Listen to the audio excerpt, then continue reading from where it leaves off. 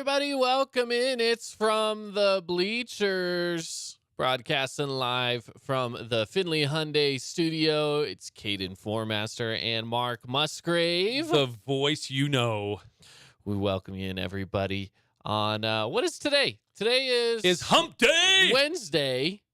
Man, I'm struggling with days of the week today. Or just, I feel like when I woke up this morning, I was like, is it Friday yet? Like, it's got to be Friday by now. It's only Wednesday. Oh, man. Yeah, it's just been one of those weeks for me this week. Yeah, I don't know why it's been that way, but it's been that way. It was so funny. Macy and I were talking yesterday as we were going out to Hurricane and for baseball last night. And we both said, it feels like Thursday today. That's bad, so again, right? I don't know why. We're all 2 days ahead on the week. Yeah, it just had a Thursday feel, and I don't know why. Yeah, Which means today is Friday, but it's not. But it's not. It's actually Wednesday. It's not a good mixture going on Man, here. I'll tell you I don't like it. No, I don't either. I don't like it. But anyways, whatever. We just hop into a Wednesday show, which is still fun and exciting in itself. Lots of fun stuff going on today, so lots to talk about. I'm very excited.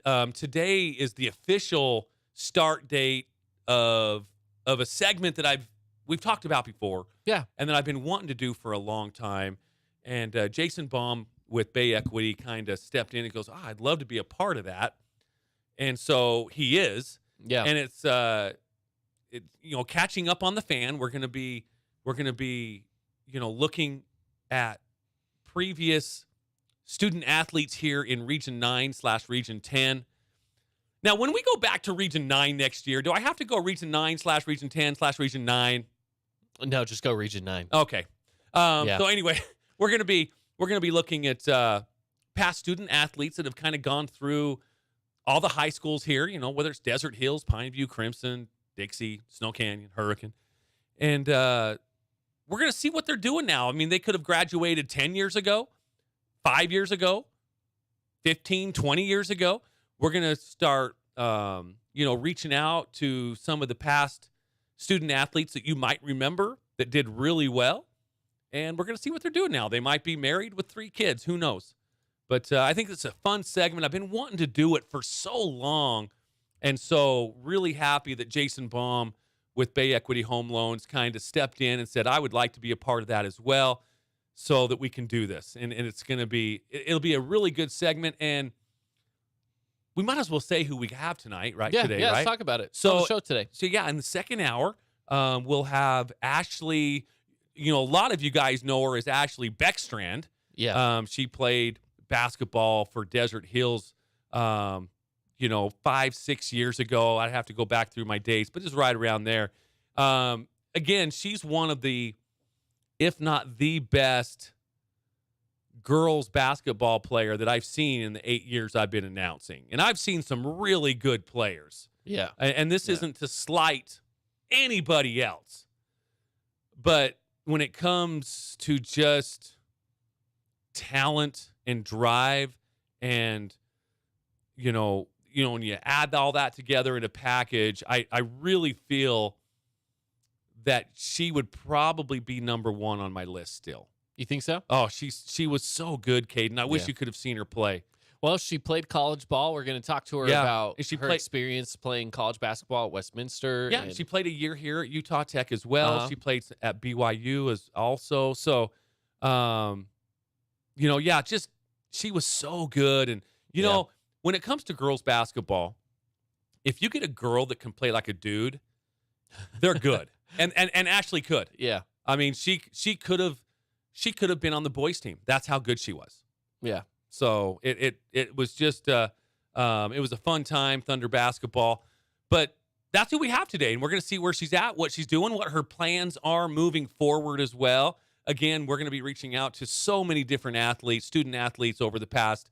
Again, there's not a time limit on it. Just all the Region 10, Region 9 student athletes that have come through here. Yeah. Yep. It's going to be fun. That's coming up in the 5 o'clock hour. So make sure to stick around up until then. And for those on our radio audience, you can now watch the show live over on Yeah. YouTube. So just a reminder of that you can catch us over on YouTube. The good thing about that is if you do miss one of these interviews, if for some reason you do get busy and you're not able to catch that interview later, then you know what? At least it lives on YouTube. You can go back in and watch the interview back at a later time, whenever your earliest convenience is. So, yeah, it's gonna be fun. Yeah.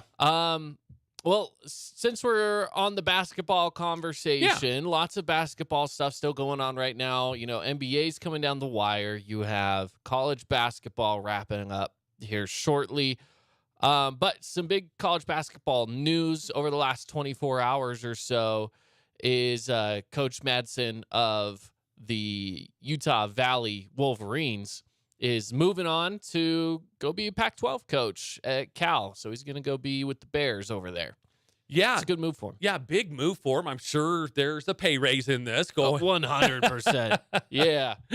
I don't know what he's making at UVU, but he's making a lot more at Cal. And, I heard rumor, too, that, there might have been a spot at Stanford where he played college basketball, but apparently he didn't want to take that chance of that position becoming available. So he took the Cal job. And here's the thing. Here's my thing with Mark Madsen.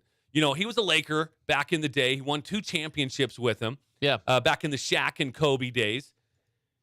And I just can't take this dude serious because of how he danced on stage during the Lakers celebration. Caden, I think you have that pulled up. I have it queued up for our video audience. Yeah. So anyone watching on video, you get to see it right now.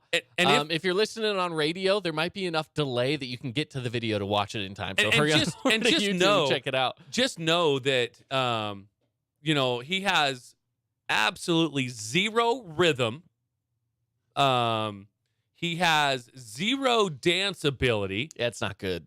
And again, because he burned this sight in my eyes 20 some odd years ago, I could never take this dude serious ever. Do you got that ready to go, Kate? Yeah, I'm gonna play it over here for our YouTube audience. It's not good. Check it out. I mean, it starts off all right, and then cut to Madsen. Oh my goodness! Hey, he's feeling it. He's feeling it. Look at him. T-shirt tucked into his jeans. There's Kobe with all the swag in the world. And then Madsen just going. Oh yeah. That was. Oh, it's fantastic. And I hope this is appropriate to say. That is fantastic. That is the whitest dude I have ever seen. I mean, he has absolutely no rhythm, no dance, obviously no dance talent whatsoever, but hey, he was having fun and God bless him. Yeah, he was having a good day. God bless him because he was having a good time. I mean, he just won a world championship. How do you not have a good time, right? And I'm curious how often this video comes back to haunt him. Oh my goodness. I'll bet teammates, probably players, his athletes. Yeah, his players. Yeah, certainly.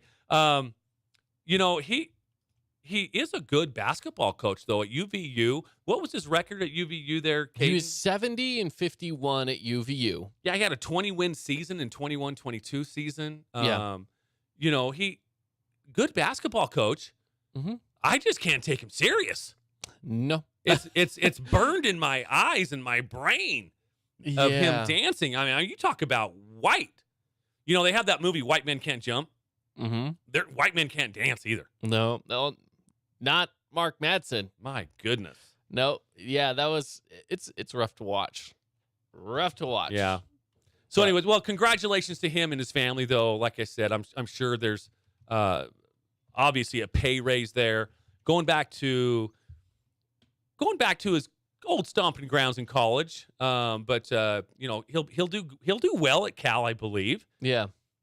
A little bit more recruiting tools as well. Probably in a Pac-12 conference. I mean, for players, right? I feel like there's got to be players that would enjoy playing at Cal. Like, and I don't know, because they just, when you look at basketball schools, it's like, hey, you know what? There's a lot of guys want to go to UCLA or USC. They'd rather go to Southern California.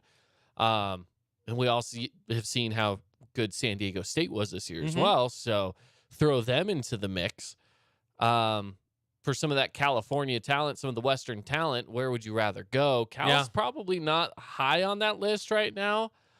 So he's definitely going to have a tough road ahead of him. But look what he did with UVU. I mean, they made it to the Final Four of the NIT and barely lost, by the way, just yesterday to UAB. Yeah. Barely. Close game.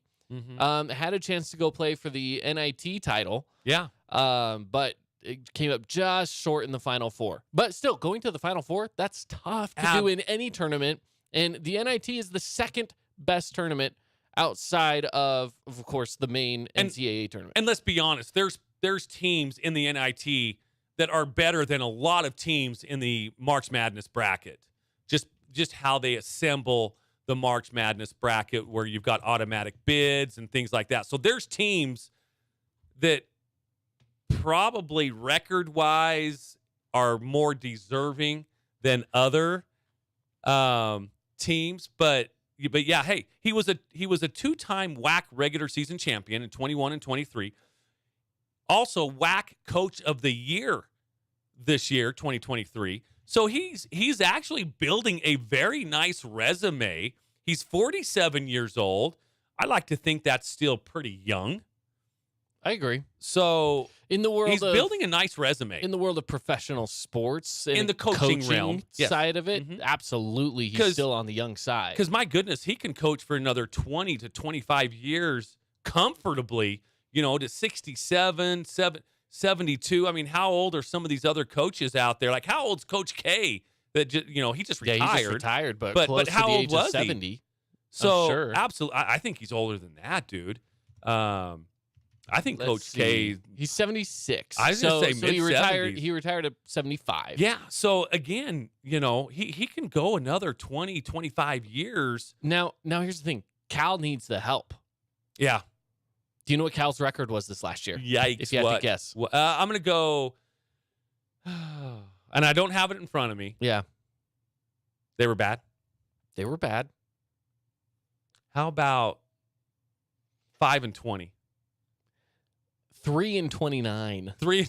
So I was a little short on the number of games too, but I wasn't quite sure how many they play. Actually, that's not a bad guess. They finished off the season with a 16-game losing streak. Oh my gosh. Yeah. So the schools that they won. Okay, these are the games that they won. Yikes. They beat Stanford, they beat Colorado, and they beat Chico State. But you look at Aaron Rodgers went. Yeah, you look at who they lost to, though, and they lose to Southern University. I don't even know what Southern University even means. Of what state? Just Southern University. Texas State, which is, it's a lower D1 program. I'm going to assume it's in Texas. It is in Texas. Okay. You have, at TCU, Clemson, Eastern Washington, Butler, Santa Clara. You shouldn't be losing to Santa Clara. Not Cal. No. Excuse me. They did beat Arlington, apparently. So this says 3-29, but it looks like it's actually 4. I see 4 wins on their record. So, sorry, I gave them one more. 4. Yeah. 4 wins now. So my 5 guess even got even better now. So, but here's the deal, also too, when it comes to recruiting, obviously with Cal, you're not going to go off of certainly what you did last year. Yeah. He's probably going to have to start from scratch as far as recruiting goes. And in fact, he's going to have to walk into a recruit's living room and say, hey, we're starting over. I want you to be the cornerstone, kind of sell it that way. Yeah, Cal has not performed well. We're going to build it with you, kind of just build that player's ego up.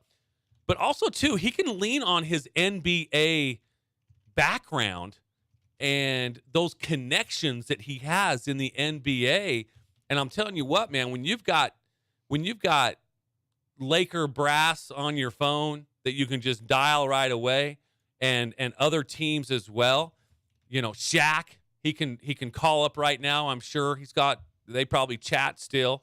When you got those NBA relationships as well, that's going to come in handy when he's out on the recruiting trail. By the way, so I'm looking it up because I'm like, who's the coach that he's replacing? Yeah. I'm curious here, right? Yeah, who is it? So it is Mark Fox. So they go from one Mark to another Mark. Okay. You got to love that name, Mark. Foxy. So Mark Fox, who was the coach at Nevada, he then in 2009 moved to be the coach of the University of Georgia. Okay. They did okay. Georgia was all right. Some good talent came through that program, but just they didn't really win much. They got to the NCAA tournament a couple of times while he was there for Georgia. And then he goes to Cal in 2019. Now, the problem is Cal has just had some bad years of basketball anyways. So he was brought in to try to, fix the program. It didn't fix the program. And they struggled. So his record with Nevada, fantastic. He goes to Georgia, hit or miss most seasons. When he gets to Cal, they actually had an okay season. They're 14-18 his first year there. And then they just dropped 19-20. They were 12-20, and then now 3 of 29. And the 3 of 29 was the last straw for Mark Fox. So, Well, the last time that they were in the bracket of 64, March Madness was 2016. So it's been a bit. It's been a hot minute. Yeah. The last time they were in the Sweet 16 was 1997. Final Four. The last time they were in the Final Four, 1960. So again, Cal, not a powerful, they're not one of your blue blood programs. Sure. But you do expect them to be in the tournament. You do.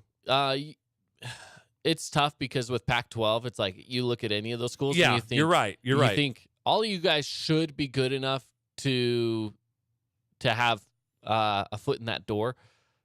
And, some of them are going to rotate through. Your UCLAs should always be there. Arizona should always be there. Yeah. Those two schools are big basketball schools. They should always be there. And then you start to rotate through. It's like, okay, so then you have like your Utah, Stanfords, Arizona State, USC, Oregon, Cal. Those ones are going to start to filter through. It's like they will sometimes be there. Cal, hopefully, with Coach Madsen now at the reins, should do a little bit better. Maybe they'll get there sooner than later. I would hope. I hope the best for him. Yeah, for sure. Back in the 90s, he had Jason Kidd. That was the 93 appearance when they went to the Sweet 16. Jason Kidd, Lamont Murray, also, and NFL tight end Tony Gonzalez for the Chiefs played basketball in the 90s as well there. Then they had Sharif Abdur-Rahim. I don't know if you probably remember that name, don't you? Absolutely. So, there's been some good players, some good NBA players that had nice careers go through Cal. And again, those are some of the relationships that I'll bet Mark Madsen kind of falls back on. I'll bet he uses Jason Kidd. Where's Jason Kidd coaching at now? Is he in the NBA still? Yeah. Where is he now? Is he still with Dallas? I think he might be. But I want to say he's still with Dallas. Why? Yeah, he's still Dallas. Okay. I second guess myself. I'm like, it sounded right. So yeah, he is with Dallas because he was. He helped out in different places for a while. He kind of hopped around. Right. With Milwaukee for a bit there, but yeah, he's with Dallas. And he was rumored to possibly be the Lakers coach. And by the way, we're going to talk about Dallas today. Yeah. So stick around for that because I have some things to say about the Mavericks. More basketball talk coming up. But but those are some of the relationships that Mark Madsen can rely on. So, some of the alum and some of those alums still have NBA ties, like Jason Kidd. He's got the Lakers brass, I'm sure, right there where he can just click call. And so that will help in recruiting. I think this is a good hire by Cal. I hope so. I think so. I really hope so. So, well, the needle can only go up, right? I guess they could lose two or three, but outside of completely blowing a season and not winning at all, then I mean, there's only room for improvement. I think it can only get better for Mark Madsen and the Cal Bears. Cal is so ready to move on. They've already updated the website. Yeah, Wikipedia is as well. It says 2022 and 2023 men's basketball coaching staff, head coach Mark Madsen. I'm like, he wasn't, but okay, we'll let you have it. They got on it quickly. They're like, we don't even want to mention what happened in the previous regime, if you want to call it that. Yeah. Let's just move on to bigger and better things. Yeah, they got on it really quickly. Yeah. All right, let's take a break. We got more coming up here on From the Bleachers, so stick around.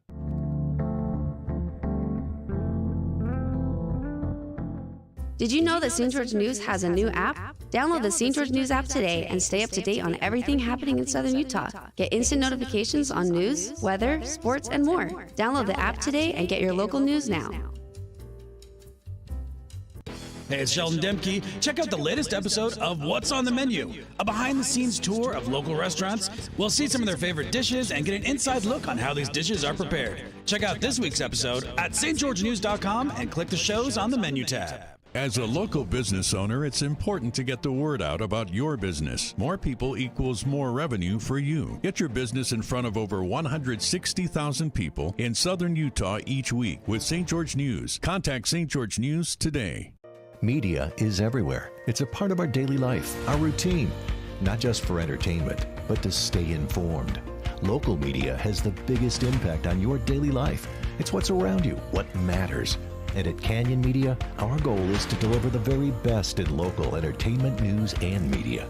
From our award-winning radio stations like 99.9 Coney Country to Southern Utah's #1 source for local news, St. George News, we believe in delivering free, fast, and accurate local news, entertainment, and information to all of Southern Utah through our entertaining on-air personalities and music, compelling local shows, and community events like the City of St. George 4th of July celebration and charitable events like Coney Corns for Kids. From our entire team of dedicated designers, videographers, salespeople, digital marketers, writers, and on-air talent, thank you for letting us be a part of your daily life. Canyon Media, here for you.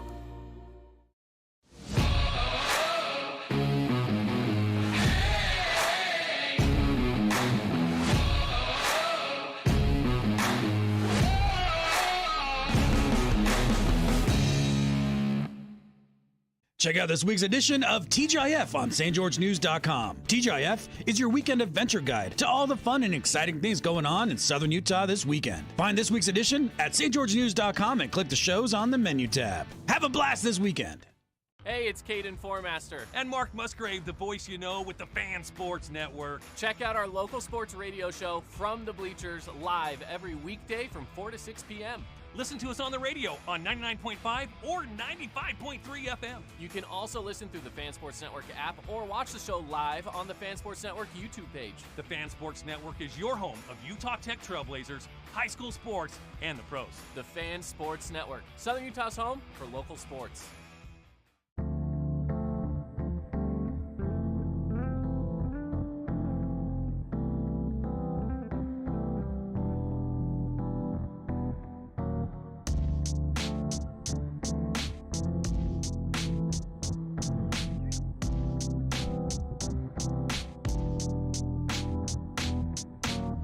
Welcome back, everybody. It's From the Bleachers, Caden Formaster and Mark Musgrave. The voice you know.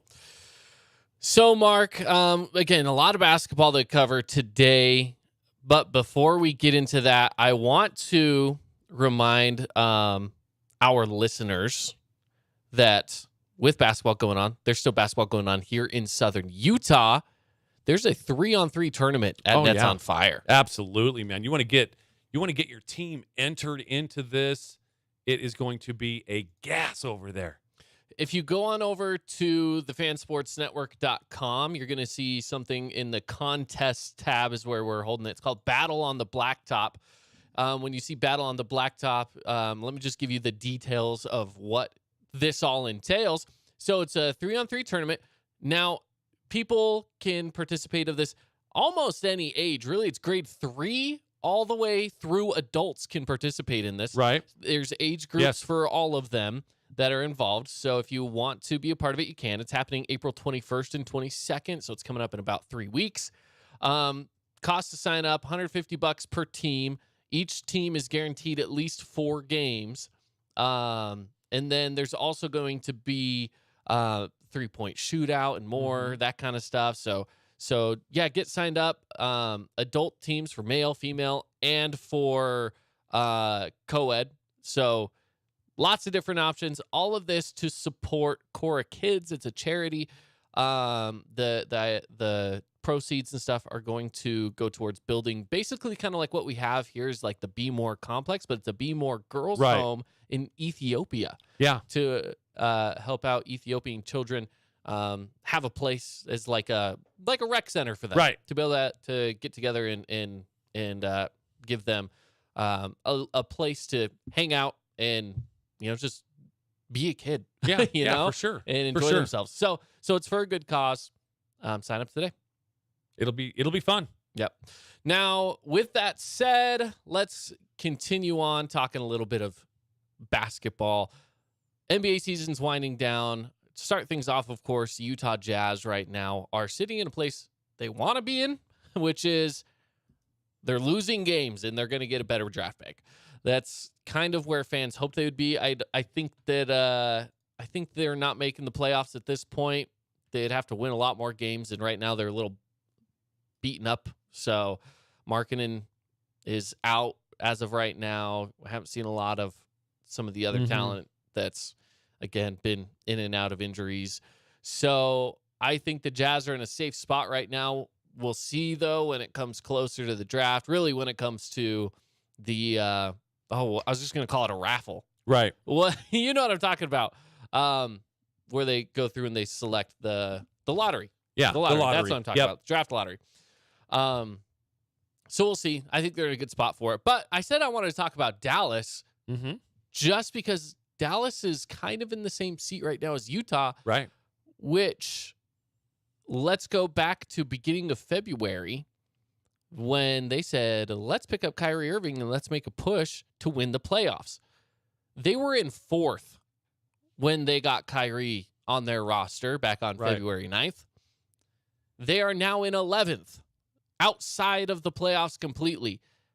And this team is completely deflated.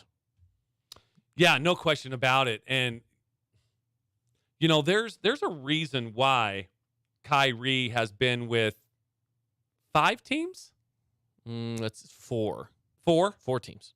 There's Cleveland, Boston, Brooklyn, Dallas. Okay. He was supposed to be part of that Brooklyn, the big 3, the new big 3. Well, everything has been that way. Been dumped. Boston, same thing. He was joining, who was he joining over there in Boston? Well, it was there.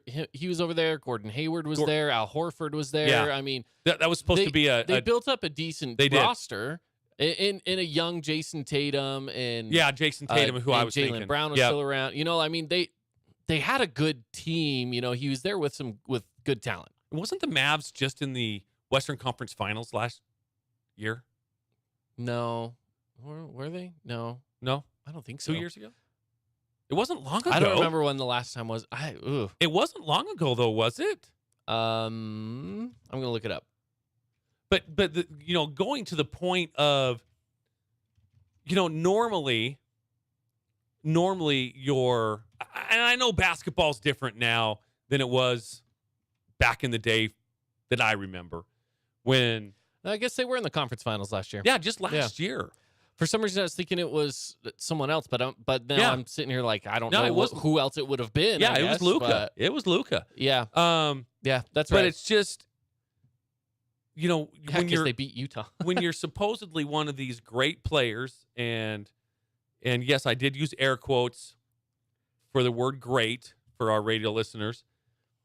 There's a reason why you've been on 4 teams. Now, normally, I mean, I know LeBron James has been on 4 different teams. Yeah. Cavs twice, Heat, and now the Lakers. But different. He's been able to kind of pick and choose. And And Kyrie, to a certain extent, has as well. It just feels a lot different. He hasn't been successful since he's been with LeBron. Right. He's been a train wreck, actually, just kind of tearing down. I don't want to put him in the category. Oh, I might as well. Russell Westbrook. I just don't think he's a good teammate. I think he kind of takes the C word into the locker room, cancer. Mm-hmm. I just don't think he's a very good teammate, and it's kind of showing. Unless you have the ego like a LeBron James and the talent like a LeBron James that you can kind of overcome Kyrie Irving, I just don't think he's just not a good NBA teammate anymore. No, he's not. Yeah, it's tough because there's always this dynamic that you have to figure out when you have two star players on a team, two or more. Certain teams figure it out, right? You have a team like, you go back to the Warriors when they had Kevin Durant. Right. Here's the thing. It worked for them because they were just so opposite between Curry and Durant, such opposite players. Everybody had a role and it worked and they were just dominant, right? Right. Then you go to, hey, let's make it work in Brooklyn where Kyrie can take over that Curry role. Yeah. He doesn't play the same kind of basketball that Curry plays. So you end up having this situation where you have him, but then you also had Harden on the court, who's also a point guard. So now you have 2 point guards, 2 ball dominant players who are not your Curry type of point guards either. And then you also have Durant demanding to score right on top of it all. It didn't work in Brooklyn. It didn't really work in Boston either. No, it didn't. And now you can see what's happening in Dallas, and it's just not working in Dallas. Luka, I'm going to be surprised if Luka's not out of there by the end of the season. So I heard a scenario today where earlier on CBS Sports, before our show, I heard a scenario today like a likely trade. Or, I mean, this trade isn't, I don't even think this trade's even been whispered in NBA circles. Maybe it has. But this is just what this. I think it was on the Maggie and Perloff show, where trade Kyrie Irving for Anthony Davis of the Lakers. Kyrie seems to play with LeBron James. That's the only star player that he's played well with is LeBron James. Whether LeBron James holds him accountable, he can keep him in check, whatever the case might be, he has been successful on LeBron James teams. So, and then you move Anthony Davis to the Mavs, and I don't think the Lakers want to move Davis, but again, it was just a talk show host, I think, just spitballing things. Yeah. Where Luka doesn't play defense, Anthony Davis does. It might help out the Mavericks that way as well. Maybe that would keep Luka kind of happy as well. Keep him in Dallas because, he could be packing a bag right now. He might be looking for a listing agent for his house. You never know. You never know. I know the talk is that Luka just wants to be out of there. I think Luka was happy up until 2 months ago. Mm-hmm. So I don't know. Maybe they can find a way to keep him around and just be like, oh, yeah, Kyrie was a mistake. Well, and we all kind of knew Kyrie was a mistake. It wouldn't have mattered where he went. No, it just felt like, hey, whoever picks up Kyrie's, it's a bad idea. Don't get him. He kind of has this Russell Westbrook tied to him, like, a little bit. Russell Westbrook hasn't been successful in I don't know how many years. It's been a lot. It's been a hot minute for sure. It's been a lot. And again, he's very ball dominant as well. The NBA has changed a little bit, where it's not, penetration, and both those players can certainly penetrate, very athletic, but basketball has changed a little bit. I mean, you got to be able to shoot. You got to hit the three, but I don't know. It's just, he just has this feeling about him that's Russell Westbrook-ish. And I don't think as a Laker fan, I don't think I want to touch him with a 10-foot pole. We're already seeing that experiment with Russell Westbrook. Yeah. Well, when he was there. Yeah. So anyway, it is interesting. Hey, but it's not all doom and gloom in Dallas. Why? Have you heard the good news though? Have you heard the Hall of Fame class? Yes. Dirk Nowitzki Dirk is on that list. Kind of leads that list right there, along with down the road, Coach Popovich is also on it as well. Yeah, Popovich is on it. Also, Dwayne Wade. Yep, Dwayne Wade. Not because of his Utah ties. Sorry. Oh, dang it. It's because of his Miami ties. Yeah. And Chicago. He played in Chicago for a minute. Tony Parker Uh-huh. is also... He should be. They won championships. When you think of the name Tony Parker, though, again, not saying he wasn't a very good basketball player, but do you think Hall of Fame? Yes. You do. I do. Here's the thing about Tony Parker. He proved it on the court, but then he just went and lived his life. He didn't bug people. He wasn't the most entertaining in an interview. He wasn't getting mad. He just lived his life. Yeah, you know what? The biggest thing he's going to be known for in his personal life is being with Eva Longoria, right? Yes. Outside of that one thing, no one knew anything about Tony Parker. It was just he showed up, they played games, they won championships, right? Him, Tim Duncan, and Manu Ginobili. Those three really defined San Antonio as a basketball city through the early 2000s. I would even say the late 90s with throw David Robinson in for kind of establishing that, and then those guys took over the rest of that mantle after he was done. But, a big chunk of that has to go to Tim Duncan, obviously. He's definitely the main guy as leading that charge. But I would say so, yeah. I think Tony Parker is in that conversation for sure. He doesn't scream NBA or Hall of Fame to me. Here's what he's done. He was a 4-time NBA champion, like you had previously mentioned. He was an NBA Finals MVP in 2007. 6-time NBA All-Star. Okay. 6 is... Yeah, but it's an All-Star. But still, I mean, I don't know. I don't know if that's enough. 3-time All-NBA second team. Which tells me they're specifying the All-NBA second team, which means he wasn't on the first team ever. Probably not. But that's the thing is, think about point guards that he was playing with. It was probably Steve Nash who was the number one. Probably. Anytime he was there. Probably. Right? Like, Then you've got, he was an All-NBA third team once in 2009. He was an NBA All-Rookie first team in 2002. So again, it's a nice resume. I just don't know if it screams Hall of Fame. And again, I go back to Jim Rome's theory on Hall of Fame. If you have to make an argument for him, he doesn't belong in there. I think Tony Parker is that guy. Really great career. 6-time NBA All-Star, 4-time NBA champion with Tim Duncan and others. I just don't know if it's Hall of Fame. Again, I just hate lowering the level of the Hall of Fame. And if you have to make an argument for him, he doesn't belong in there. He just doesn't scream Hall of Fame to me. See, the difference here is I don't feel like I need to make an argument for him because when you ask, is Tony Parker Hall of Fame? My immediate answer is, yeah. Like, to me, that's not an argument in my mind, right? So by using your logic, to me, I'm saying, yeah, he is. So why would I even second guess it?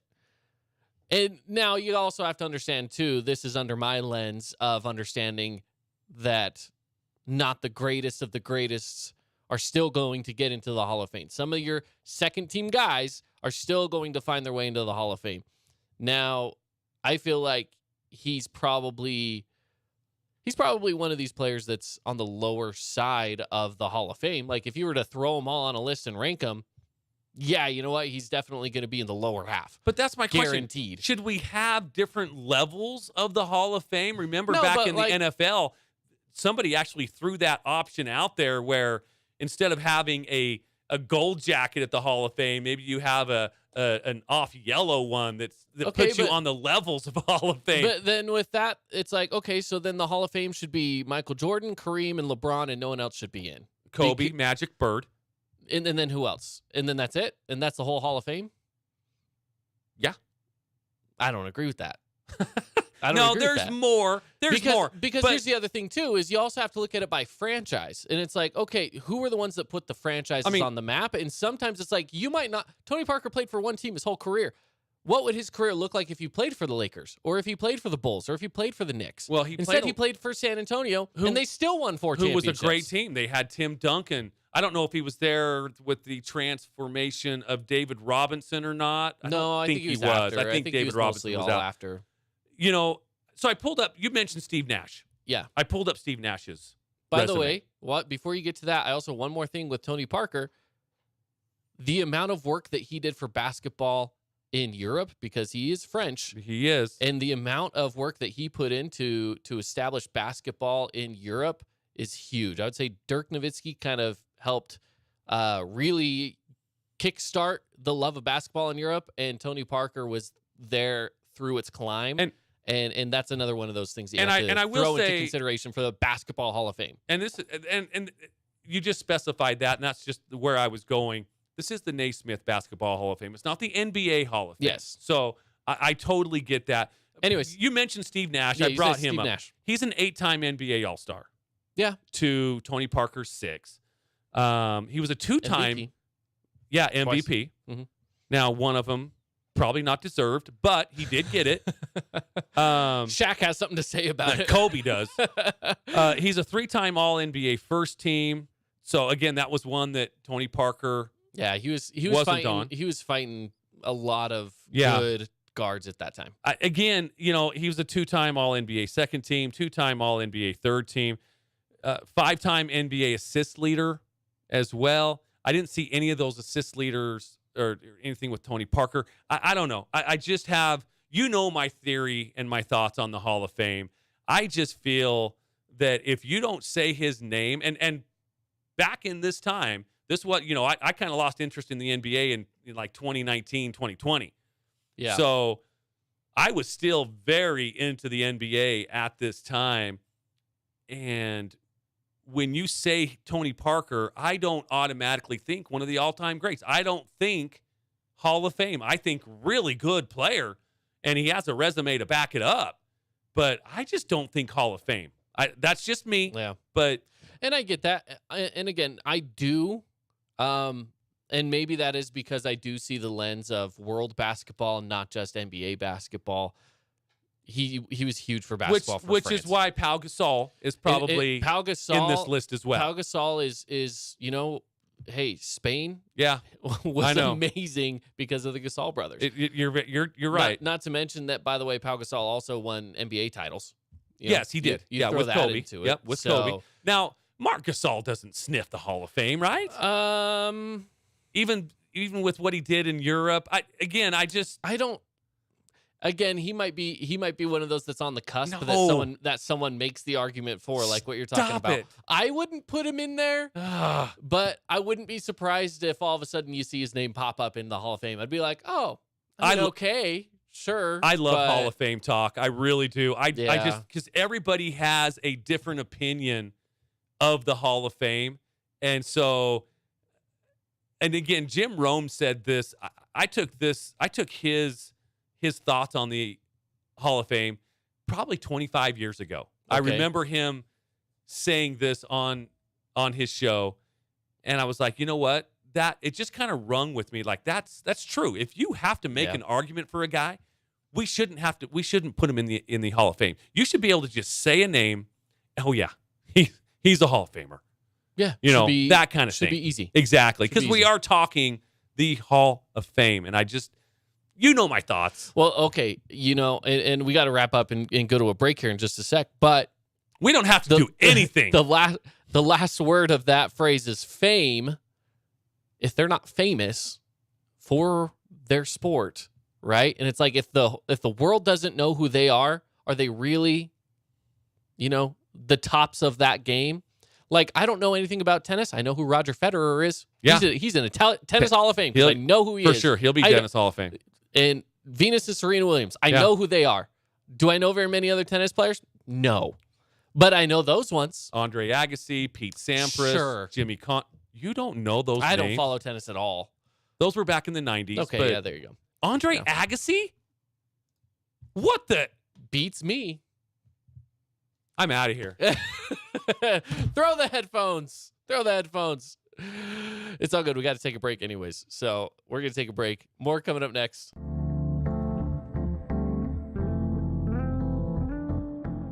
Did you know that St. George News has a new app? Download the St. George News app today and stay up to date on everything happening in Southern Utah. Get instant notifications on news, weather, sports, and more. Download the app today and get your local news now. Hey, it's Sheldon Demke. Check out the latest episode of What's on the Menu, a behind-the-scenes tour of local restaurants. We'll see some of their favorite dishes and get an inside look on how these dishes are prepared. Check out this week's episode at stgeorgenews.com and click the shows on the menu tab. As a local business owner, it's important to get the word out about your business. More people equals more revenue for you. Get your business in front of over 160,000 people in southern Utah each week with St. George News. Contact St. George News today. Media is everywhere. It's a part of our daily life, our routine. Not just for entertainment, but to stay informed. Local media has the biggest impact on your daily life. It's what's around you, what matters. And at Canyon Media, our goal is to deliver the very best in local entertainment, news, and media.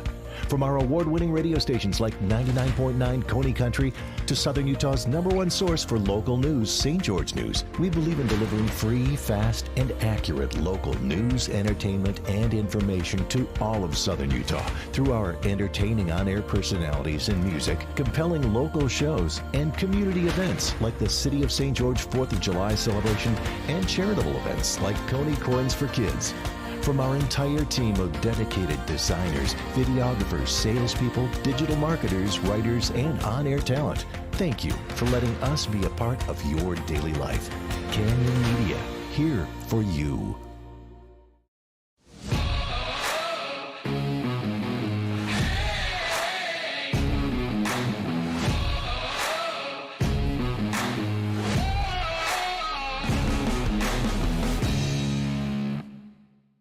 Check out this week's edition of TGIF on stgeorgenews.com. TGIF is your weekend adventure guide to all the fun and exciting things going on in Southern Utah this weekend. Find this week's edition at stgeorgenews.com and click the shows on the menu tab. Have a blast this weekend.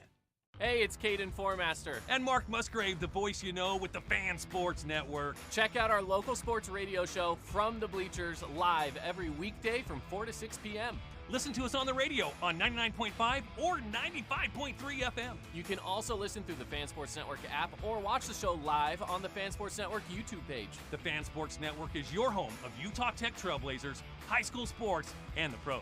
The Fan Sports Network, Southern Utah's home for local sports.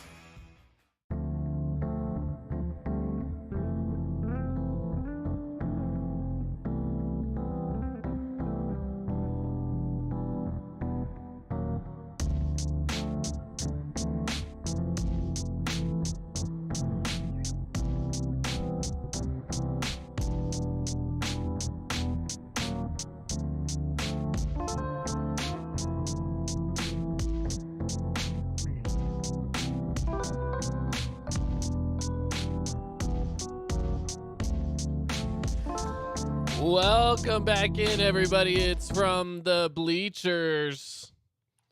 Caden Formaster and Mark Musgrave. The voice you know. I'm glad you're back, Mark. I didn't scare you off for too long. I'm just disgusted that you don't know who Andre Agassi is. He's from Las Vegas. Okay. I don't know a lot of people from Las Vegas. He's won several tennis majors in the 90s and did he win any in the 2000s? If it was, it would have been 2000, 2001. So it would have been early. He did Canon commercials. Images everything. Look at that hair. Look at that flowing hair up in that right-hand corner. The hair? The dude's bald. No. The other one right next to it. That one. How'd he go from that to that? Well, there was rumor that it was a wig. And I don't know. Oh my gosh, dude, he was one of the funnest players to watch. He retired in 2006. Okay. Um, and see, he was really flashy to start off his career. Like, he wore really bright colors. I mean, he had a Nike line of tennis shirts that were like back in the 80s when I was not even and the 90s. Okay, and so when I was a baby, and I'll tell you this: when I was a baby, I did watch a lot of tennis. So I'm surprised. That's me being sarcastic. Dude, I am shocked that you don't know. Seriously. I mean, I will say this: the older pictures of him, I'm like, okay, he actually does look. He does look familiar. He was married to Brooke Shields. Oh, I know who Brooke Shields is. Yes. Yeah. He's also currently married to Steffi Graf. Do you know? Please tell me you know that name. It sounds familiar. Who? Steffi Graf. She won. She was the best tennis player women's in the 90s. Okay. Yeah. About as familiar as he is. Oh my gosh. He's my age. He's 52 years old. He's not that old. Don't you? Hey, watch it. Oh my God. So he has, let's see, he has won the Australian Open 4 times. Okay. He won the French Open in 99. He won Wimbledon in 92 and the U.S. Open in 94 and 99. He has a gold medal from the Olympic Games in 96. Now, he would have more Wimbledon titles. I will tell you this right now. Okay. When he first started, he was just a young punk. I'm going to call him a punk. Okay. Even only because, I take the word punk back. No. He was not a punk. He just held to his what he thought was correct. Okay. So he had a line of Nike shirts out, the Andre Agassi Nike line. Yeah. And they were flashy, bright colors, remember those 80s colors, the neons. The neons, yes. Yeah. He was big into the neon colors. When you go play Wimbledon, what color do you wear? What color do you wear? You got to wear white. You got to wear white. You got to wear white. He did not like that for many, many years. So he did not play Wimbledon for the first probably 5, 6, 7 years of his career when he was younger.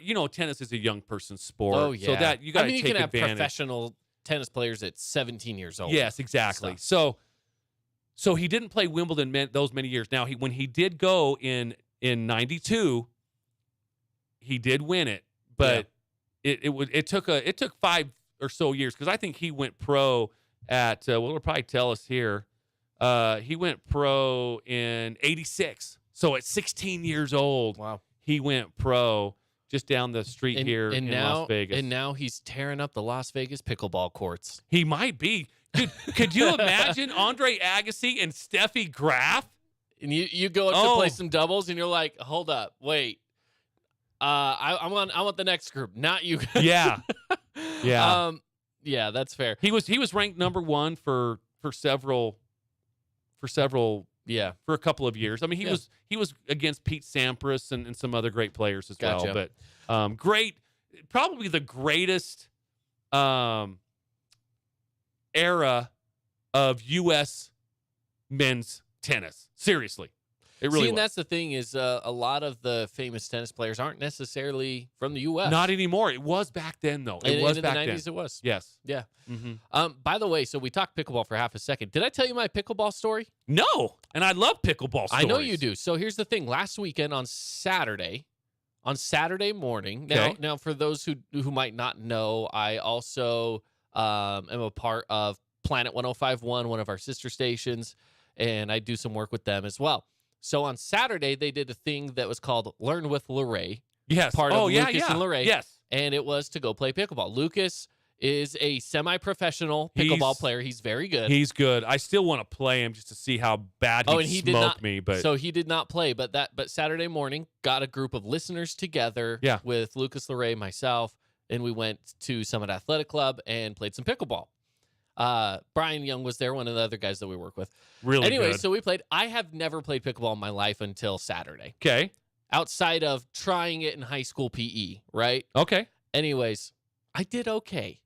Did you like it? Oh, yeah, it's tons of fun. It was a blast, man. It was so much fun. And that's why now you see why I play it 3 days a week Oh, I will say this. I woke up in the morning after playing because, again, I don't do things like that, you know. Like, I will work out a little bit sometimes here and there, but for 2 hours straight, you know, like legs bent, crouched down, doing squats, I woke up and the backs of my legs were on fire. I was like, ooh, yeah, that was a workout. And I definitely got into it. And I will tell you, singles pickleball is a very good cardio workout. It really is. I bet. Singles is lots of movement. Lots of movement. Doubles, not as much. I mean, you're active, yes. Doubles is more fun.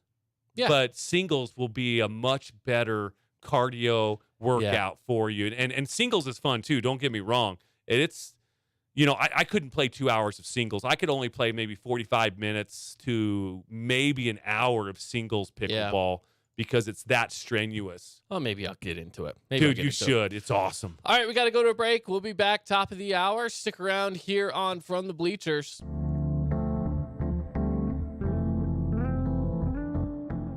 Did you know that St. George News has a new app? Download the St. George News app today and stay up to date on everything happening in Southern Utah. Get instant notifications on news, weather, sports, and more. Download the app today and get your local news now. Hey, it's Sheldon Demke. Check out the latest episode of What's on the Menu, a behind-the-scenes tour of local restaurants. We'll see some of their favorite dishes and get an inside look on how these dishes are prepared. Check out this week's episode at stgeorgenews.com and click the shows on the menu tab. As a local business owner, it's important to get the word out about your business. More people equals more revenue for you. Get your business in front of over 160,000 people in southern Utah each week with St. George News. Contact St. George News today. Media is everywhere. It's a part of our daily life, our routine, not just for entertainment, but to stay informed. Local media has the biggest impact on your daily life. It's what's around you, what matters. And at Canyon Media, our goal is to deliver the very best in local entertainment, news, and media.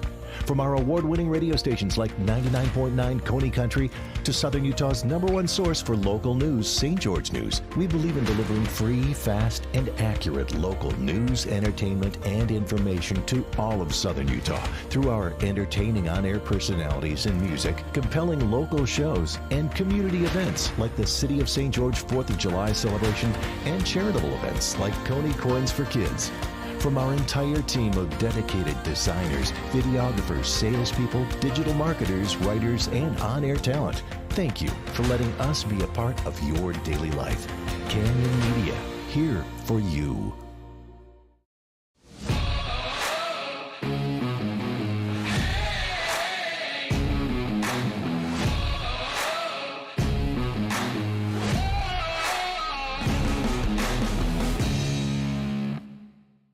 Check out this week's edition of TGIF on stgeorgenews.com. TGIF is your weekend adventure guide to all the fun and exciting things going on in southern Utah this weekend. Find this week's edition at stgeorgenews.com and click the shows on the menu tab. Have a blast this weekend. Hey, it's Caden Formaster. And Mark Musgrave, the voice you know with the Fan Sports Network. Check out our local sports radio show, From the Bleachers, live every weekday from 4 to 6 p.m. Listen to us on the radio on 99.5 or 95.3 FM. You can also listen through the Fan Sports Network app or watch the show live on the Fan Sports Network YouTube page. The Fan Sports Network is your home of Utah Tech Trailblazers, high school sports, and the pros. The Fan Sports Network, Southern Utah's home for local sports.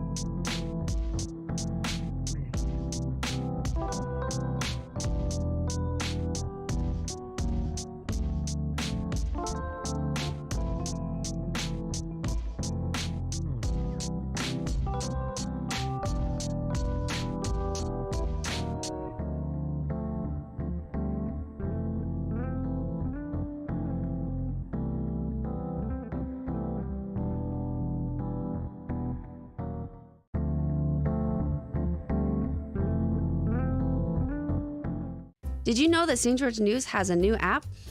Welcome back in, everybody. It's from the Bleachers, Caden Formaster and Mark Musgrave. The voice you know. Hey, Caden, I got something here. Okay. So as we both know, opening day for baseball is tomorrow. Yeah. Right? Yeah. Now, someone conducted a poll on the best and worst baseball mascots. Okay. Like MLB? MLB. Okay. Okay. I have my own opinions on this, so we'll see how they did. Yeah. They showed, so this is how they handled it. They showed 1,000 people a series of head-to-head mascot matchups. Okay. Okay. People picked the best one in each matchup. Afterward, they looked at the ones performed the best across all of the voting. Okay. Okay. So we'll kind of see what America's favorite mascot is Paws from the Detroit Lions. Yeah. Okay. Sure. Okay. Sure. Runners up were Clark the Cub from Chicago, your team. Yep. TC Bear from the Minnesota Twins. That's a good as well. Yeah, that's solid. Arguably the most famous mascot, the Philly Fanatic. I was waiting for that one. Yeah. I thought that would be number one. Came in 10th. Yeah, I thought that'd be number one for sure. Came in 10th. Surprising. Yeah, Philly Fanatic out there. In last place was the Swinging Friar from Padres. the San Diego Yeah. Padres. It's a weird one. Yeah, it is. It is. It's correct. Yeah. I mean, it fits. The but second it's just not worst good. is Slider from the Cleveland Guardians. I'd have to look that one up. I don't know Slider. It's got to be new, right? So I'm Right. sure it has to do more with the fact that they replaced the old one with the new one. Right. You know what I mean? Yeah, that probably It's got to be part of it. probably rings true. Now, there's only 27 mascots. There's 3 teams that don't have a mascot, Caden. Can you name those 3? Oh man. Now this goes to your strengths with useless trivia that you have in your head. You're telling me. So Let's see. The Dodgers? the Dodgers is one of them. My guess would also be the Yankees. The Yankees is another one of them. And the Red Sox? No. I was going to say, NL or AL? You can give me a hint. AL. Okay. You're gonna. Yeah, I don't want to give it hint. It's the Angels? It is the Angels. Yeah, I should have got that one immediately. Yeah, exactly. Hey, I was okay. That was okay. I did that good. It wasn't bad. I will give you a passing grade for sure. That was pretty good. Yeah. That was pretty good. Yeah, so there's 3 teams that don't even have a mascot that runs around the stadium and yada, yada, yada. Which is the Yankees, Dodgers, and the Angels. See, and I've been to an Angels game. I've been to a Dodgers game. I've never been to a Yankees, but I feel like the Yankees are like, we're too classy for a mascot. Yeah. What happened to the San Diego Chicken? I don't know. I didn't know that was even a thing. San Diego Chicken. God. Here's the thing. I don't follow the San Diego mascot scene. I'm sorry. The San Diego Chicken was world famous. When? In the 70s, 80s, There 90s. you go. Oh. There you go. When was I alive? Not the 70s, not the 80s, barely the 90s. I got to look this up because I am beside myself here. I love how you're always like, you should know about this because it was when I was a kid. And it's like, yeah, but Mark, I was not alive. So, okay. So the San Diego Chicken was born in 1974. All right. Oh, I know who the San Diego Chicken is. See, I told you would. I mean, seeing it, I'm like, yeah, that's definitely a thing. It doesn't say that the last activities was by 2015, the Chicken was reported to have made 5,100 appearances in 917 different facilities, 50 states, 8 countries, wearing out more than 100 chicken suits. Wow. It doesn't say that he's retired, but he must not be the mascot of the Padres anymore because at one time he was. No, because as you mentioned, it's now the Swinging Friar. The Friar. Yeah. Yeah.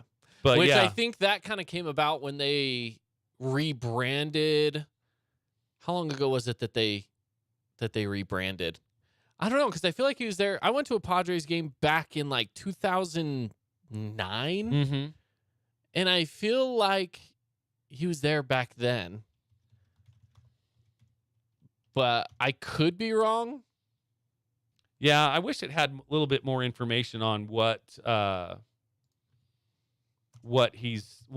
they're doing now with it, and when did it not become the Padres mascot. But anyways, yeah, San Diego Chicken was, I think he had his own baseball card too. So the Swinging Friar has been around for ages, but as far as the actual like mascot being out on the field, I don't know. So maybe the chicken wasn't like the official mascot. Maybe that was just a character at San Diego Padre games. I don't know. It could have been. I don't know. That's really strange to me. But anyways, yeah, Philly Fanatic 10 though. That's a really famous one that's low. That's low. That I think should be higher. I if I were to rank them as far as, are we ranking the most iconic or the most beloved? Well, they or just went off of that. They just went off of that. They just did a survey. They survey, matched them up, and yeah, because to me, I would say Phillies is number one, just because it is. I would even say Houston's is up there. Yeah, Houston's is got to be fairly high on that list. Yeah, outside of those two, I'd say those ones are some of the most iconic. So here's a memory that maybe some of our listeners of a certain age will remember. Early in the first Holiday Bowl. Remember, BYU used to go to the Holiday Bowl like every year. Yeah, it was the BYU Bowl. That really was the BYU Bowl. On December 22nd, 1978, security guards attempted to eject the chicken from the field. Now, this might have been just a big act. You know what I mean? He refused to leave the game, sitting on the sidelines as the issue was ironed out. Meanwhile, BYU was working their way through the red zone for a touchdown. The crowd was chanting, not BYU. They were chanting, "We want the chicken." That's the correct answer. So, yeah. Anyways, for some of you Cougar fans that might remember that, maybe someone was there. Dude, I certainly think that there were people there. From here. Listening to the show. Yeah. That's what I meant. That's what I meant too. Yeah. No, that was an empty. It wasn't playing an empty crowd. Stadium. Yeah. No, it was one dude in the crowd saying, "We want the chicken." Yeah, we want the chicken. Anyways. There's plenty of people. Yeah, anyways, back to the beginning of the discussion. You mentioned opening day is tomorrow, which is exciting. We're definitely on board for opening day. My plan tomorrow, because we have games as early as 11 o'clock, I think, tomorrow. Mm-hmm. So my plan is to come in here, and throughout the day while I'm working, I'm going to have baseball playing on that TV right behind your head. Right. All day long. Because why not? Why not, dude? Why not? And that San Francisco Yankees game, that's going to be a fun one. Yeah. Two teams that I really dislike, but you know what? I'll watch them. Two iconic teams, though. But I'll watch them beat each other up for sure. Yeah, two iconic teams. That meeting intrigues me a little bit for sure. One of the most intriguing matchups of the game for sure. Giants, Yankees. Again, just because they're both iconic. Do you know what's interesting about the Yankees currently? Is I still, I have a hard time enjoying the Yankees just because I have grown up disliking them my entire life. I'm sure you know what I mean by that, right? Yeah, for sure. You grow up just not liking a team. I like the guys on the team. Yeah, like, there's some that I like this year too. I really like currently. I really like the roster, but I have a hard time supporting the organization just because of my childhood. Right. That's really all it is. They have a great roster of guys that seem to just be really good guys. Outside of that, I struggle for some reason. So that'll be I don't know why. That one will be an 11:05 start. You got Logan Webb for the Giants versus Garrett Cole of the Yankees. That is a very intriguing matchup.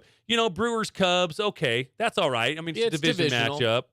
So that kind of rings home a little bit. Nothing else really strikes me. I mean, Rockies, Padres, but Padres, they're really good. Rockies aren't very good. But it is a divisional matchup. MLB.com put out their preseason predictions, and I don't know which writers at MLB.com got together to make these preseason predictions, but they have the Padres winning it all. Really? Yeah. That's a stretch. Divisional winners and then going off to win the World Series. I agree with you that it's a stretch because I wouldn't have them.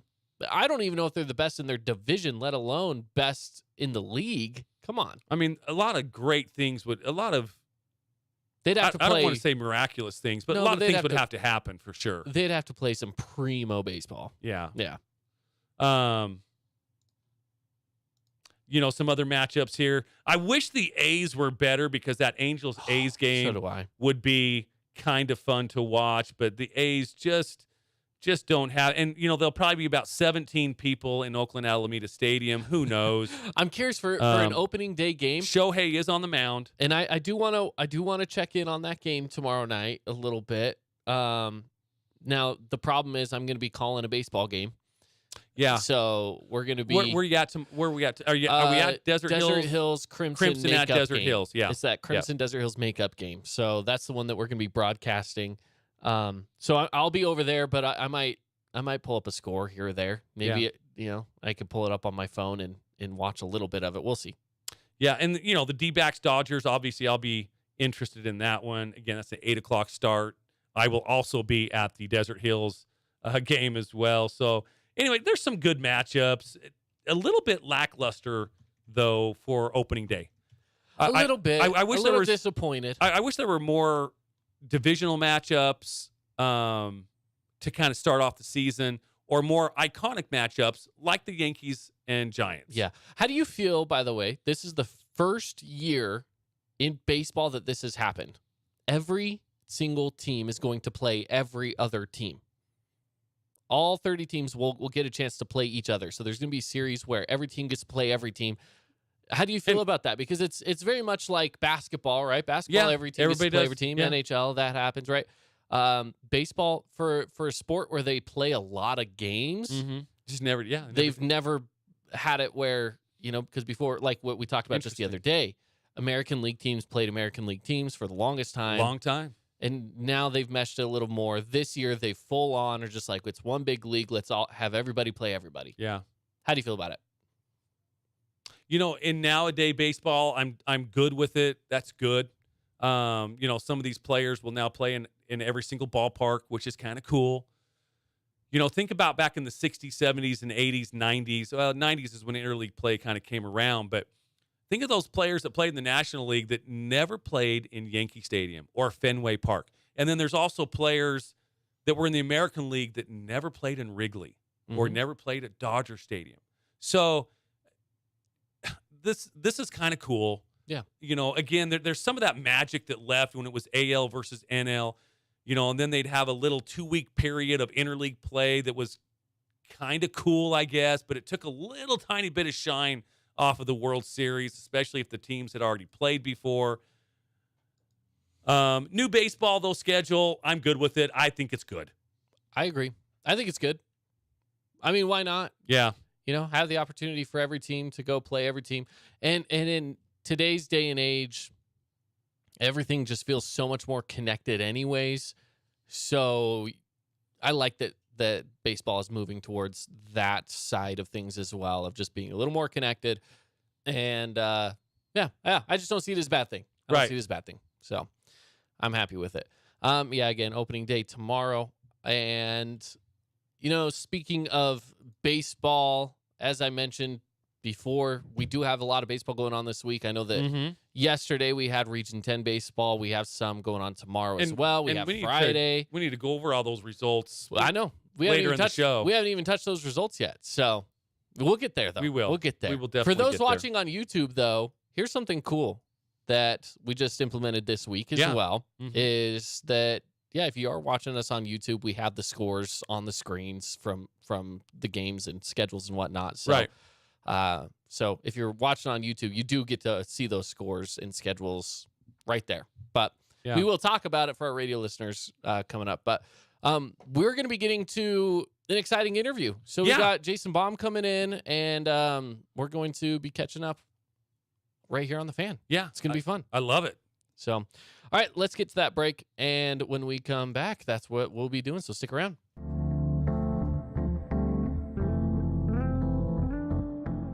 Did you know that St. George News has a new app? Download the St. George News app today and stay up to date on everything happening in Southern Utah. Get instant notifications on news, weather, sports, and more. Download the app today and get your local news now. Hey, it's Sheldon Demke. Check out the latest episode of What's on the Menu, a behind-the-scenes tour of local restaurants. We'll see some of their favorite dishes and get an inside look on how these dishes are prepared. Check out this week's episode at stgeorgenews.com and click the shows on the menu tab. As a local business owner, it's important to get the word out about your business. More people equals more revenue for you. Get your business in front of over 160,000 people in southern Utah each week with St. George News. Contact St. George News today. Media is everywhere. It's a part of our daily life, our routine, not just for entertainment, but to stay informed. Local media has the biggest impact on your daily life. It's what's around you, what matters. And at Canyon Media, our goal is to deliver the very best in local entertainment, news, and media. From our award-winning radio stations like 99.9 Coney Country to Southern Utah's #1 source for local news, St. George News, we believe in delivering free, fast, and accurate local news, entertainment, and information to all of Southern Utah through our entertaining on-air personalities and music, compelling local shows, and community events like the City of St. George 4th of July celebration and charitable events like Coney Corns for Kids. From our entire team of dedicated designers, videographers, salespeople, digital marketers, writers, and on-air talent, thank you for letting us be a part of your daily life.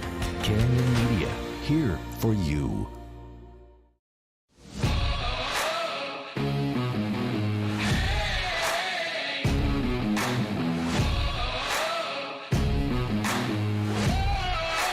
Hi, can you hear me? Check out this week's edition of TGIF on stgeorgenews.com. TGIF is your weekend adventure guide to all the fun and exciting things going on in southern Utah this weekend. Find this week's edition at stgeorgenews.com and click the shows on the menu tab. Have a blast this weekend. Ready. Hey, it's Caden. Oh, no, you're good.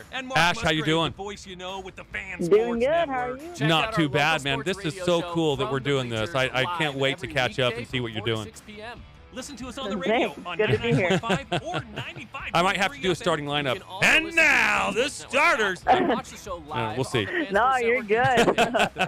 You missed that, don't you? You have to miss that. Oh, of course. How do you not miss that? Here's the deal, and we'll talk about this when we go on air, but did you have any PA announcer do a starting lineup like me? The guy before you wasn't too bad. I mean, you definitely, you had it before him, but before you, there was a guy, Chris Winfrey. He didn't do too bad of a job, but I give it to you. Oh, yeah, Chris was good. Yeah, for sure. But at your colleges, nobody? No, not even close. All right. Okay, we're about ready to go on air. I don't know.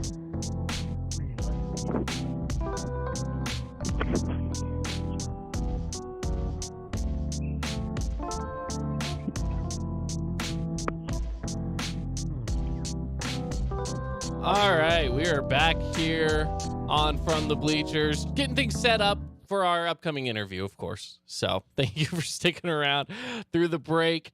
Caden Formaster here, Mark Musgrave, of course. The voice you know. We got Jason Baum in studio with us as well. Jason, hello. Hello, how are you? Fantastic. Beautiful day. Jason, now we're bringing in all the guests. Yes, absolutely. And tell us about our guests that we have on the phone as well. Well, yeah, I mean, I just know her because I just finished doing her mortgage for her. Of course. But we've got the legendary Ashley Beckstrand Greenwood, right?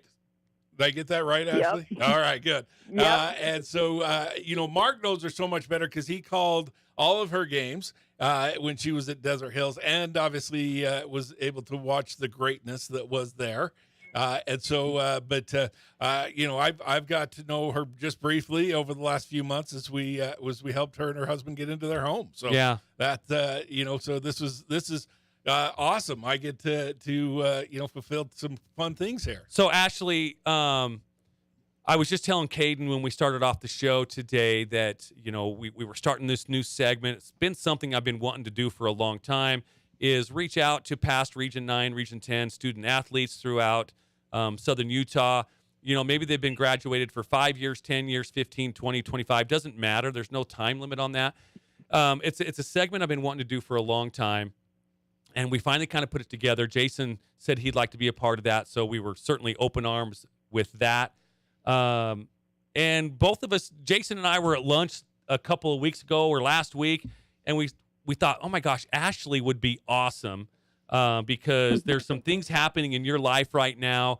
And I was telling Caden earlier that, can you believe, Ash, I've done Lady Thunder basketball now I just finished my 8th season. Wow. And I came in fast. Yeah, I came in when you were a junior, if I remember right. Yeah. Mm-hmm. I was telling Caden, I've done 8 seasons of this. And again, this isn't to slight any other girl basketball player that I've seen over the past 8 years. But you talent-wise, I mean, you were the best. You're the best that I've seen so far come through Region 10, Region 9. Well, thank you. That means a lot. So you won a state championship as a freshman, correct? Yes. Yep. Tell us a little bit about that team and your thoughts of winning a state championship. Okay, yeah, that year was super exciting. I mean, that was my first year playing high school basketball, so I was just super excited. I'd been chomping at the bit, ever since like 5th, 6th grade to just get into high school and play for Desert Hills Thunder. But yeah, our starting 5 that year was insane. I think all 5 starters were 6 feet or taller. Wow. So we were stacked. I mean, back then we were still 3A. So to see that size at that level, it was just unheard of. I mean, even at the college level, you're lucky if you get all 5 starters over 6 feet for girls, And we had a lot of talent. I mean, Haley Bodner was our center that year. She played at Purdue for a year and then played at BYU for a couple of years and then finished at UNLV. And yeah, I just came off the bench. I was a 6th man and played honestly almost all of the game, but it was an amazing experience, an amazing time, and really what an amazing way to start off my high school career on a really big high. Yeah. Now, this is Caden here. You and I have never met, but I'm happy to have you on the show because the thing is I don't know much about you and your career because I wasn't around during that time. So kind of give me a breakdown a little bit of your basketball career from high school through college. Okay, so yeah, high school just got that state championship my freshman year. Unfortunately, we didn't get it those other 3 years I was there. We did make it to state each year. And then out of high school, I went to BYU. I was there for 2 years. And that's actually where I met my husband. And then we ended up transferring back down to, at the time it was still Dixie State. Now it's Utah Tech. I played there for a year, and then I'm finishing up right now at Westminster College. What did you learn at each school? Now, granted, you learned that you could fall in love at BYU, but what did you learn at each program? Tell us what you liked about each program and why you went to that program. That's a great question. So I'm a member of the church. Yep. And so at BYU, I definitely wanted to go for basketball. It was kind of always the dream. And I think most athletes that are members of the church, that's kind of like the end goal, or at least for a lot of them, it's kind of like the place to be.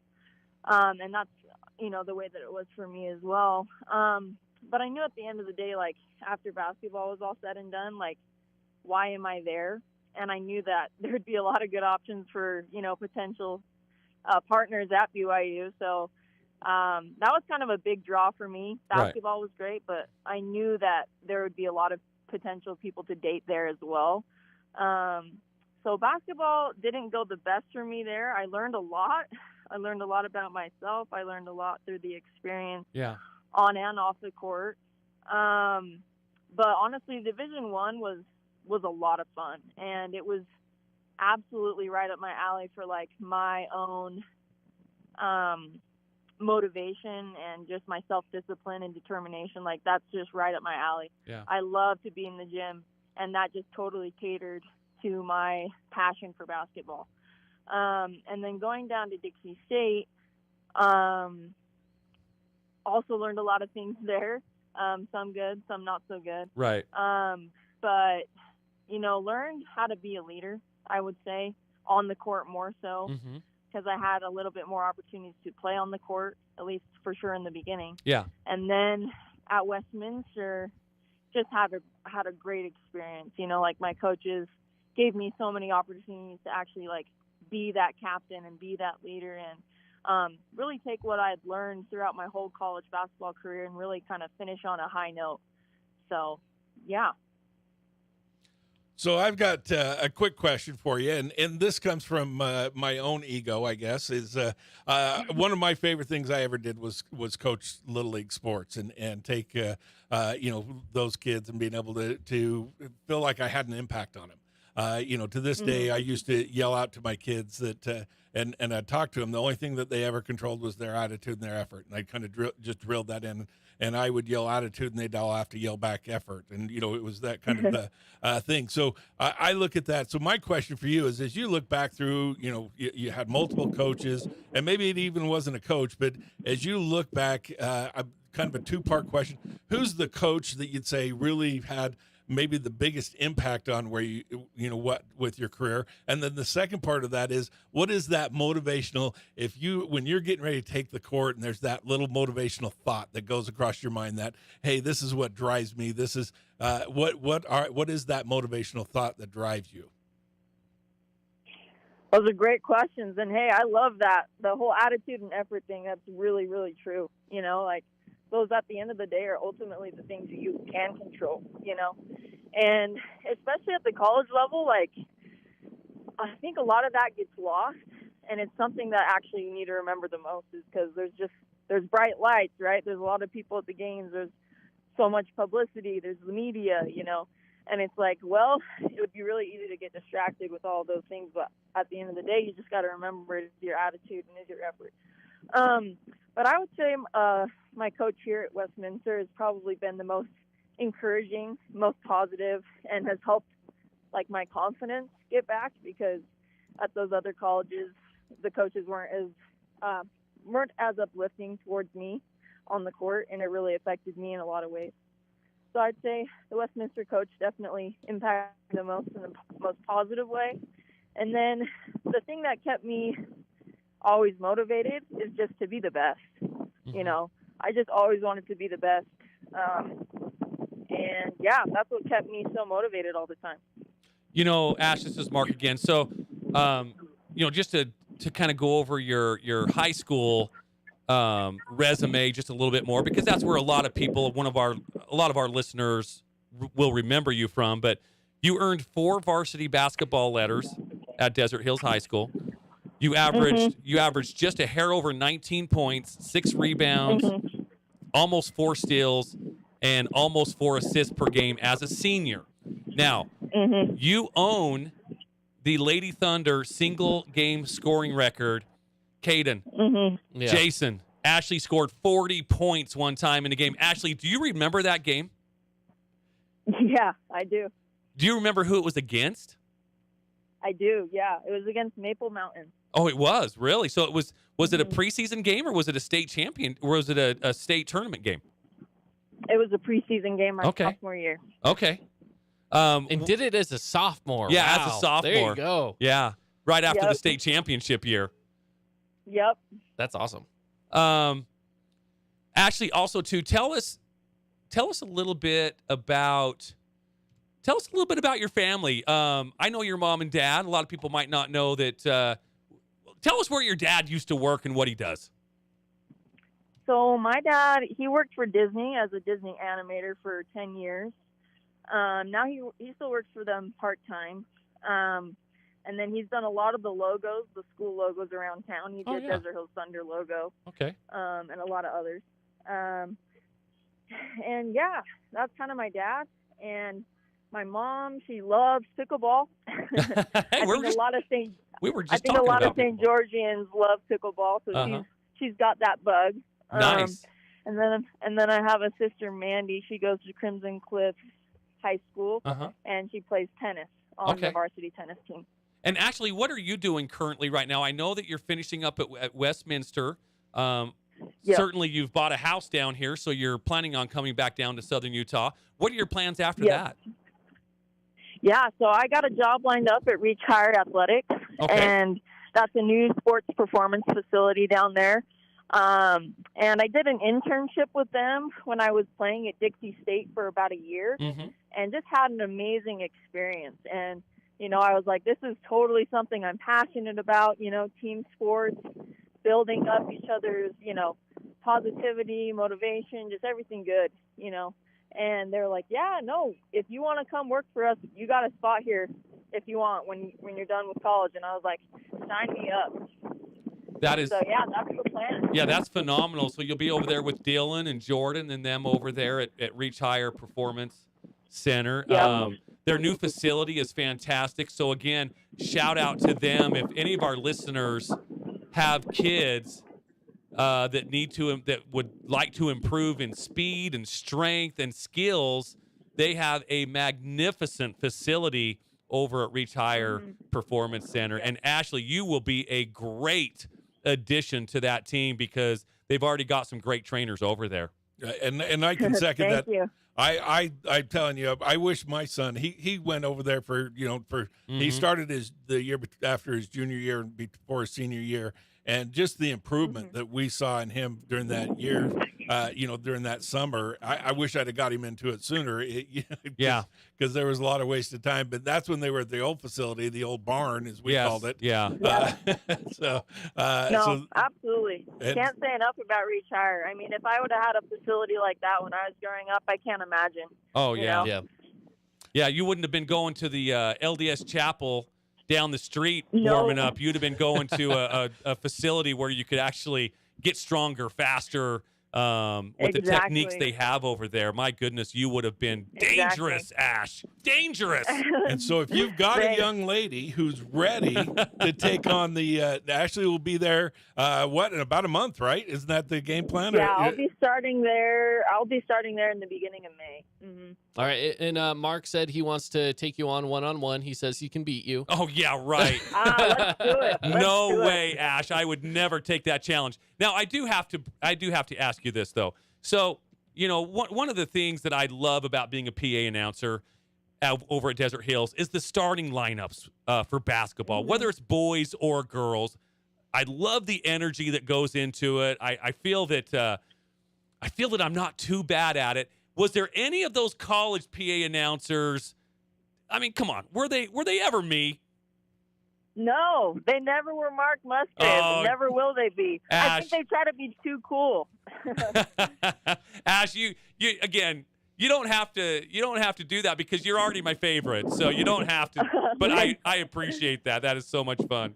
Me and Caden are trying to get back in the room because Mark's head just pushed us right out. Yeah, his head got a little big over there here. You go.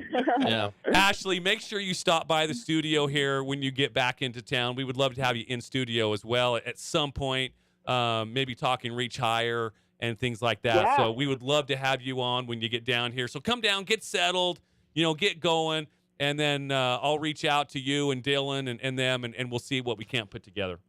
Now, sure, that'd be awesome. I do have one more question I want to ask you as well is, through your basketball career, what has been one of the best defining moments for you, or maybe even just one of the most memorable moments that you've been able to experience out there on the court? That's a great question. Honestly, I'd probably say my international trip that I had with BYU. We went to Europe, and we played their teams over there. Like, we played against Rome, we played against Slovenia, we played against Austria, we played against Prague. Playing over there was an amazing experience. And it was probably one of my most defining moments because I was like, wow, like, we just killed those teams. Like, just killed them. And it was like their country's best women's team, and we just destroyed them.